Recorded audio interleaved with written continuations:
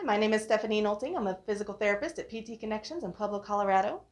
I get a lot of patients who have questions on bladder control while they sneeze, cough, laugh, lift, or jump.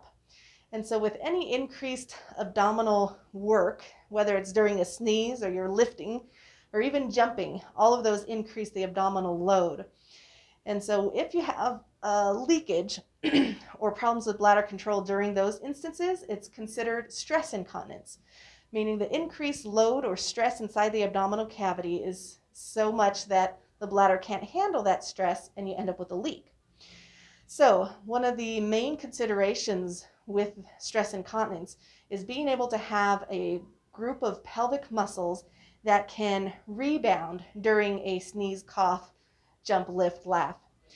So what that means is that some of the muscles in our undercarriage of the body, so we have our abdominal muscles up front, our back muscles behind us, and then in between those two groups of muscles are our pelvic floor muscles. And if they work like a trampoline when we sneeze or cough, they should be able to descend and allow for a little kind of catch of the intestines and bladder and everything that sits on top of the pelvic floor muscles. So if you think of the diaphragm right underneath the lungs as an upside down bowl, if you have a very quick cough or sneeze, then you have a fast, quick load in the abdominal cavity, and the pelvic floor muscles down below should be able to respond to that in the same amount of time. So if the muscles down below are too tight, and there's lots of reasons why they can be tight, but if they're too tight, then they can't work as that trampoline mechanism. So to practice being able to do that, you simply work on deep breathing. And you want to make sure that deep breathing is truly coming from the diaphragm in order for it to have the effect that we want it to. Sometimes people are chest breathers without realizing it.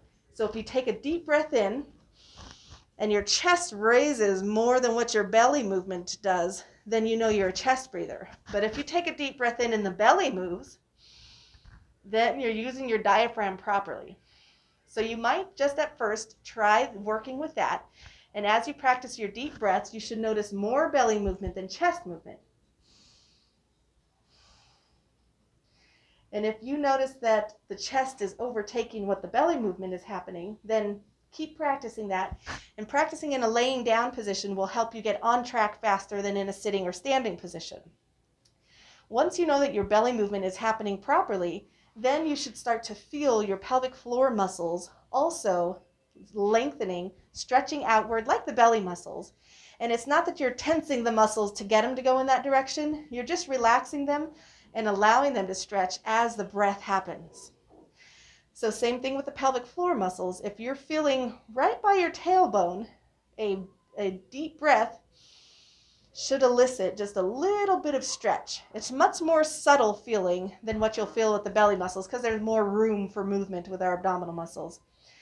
But doing that one practice of deep breathing should make a significant impact on bladder control during stress incontinence.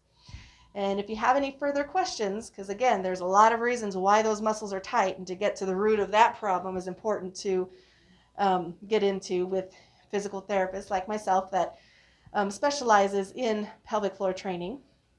So if you need more help with those things, you can call us at 719-565-6678.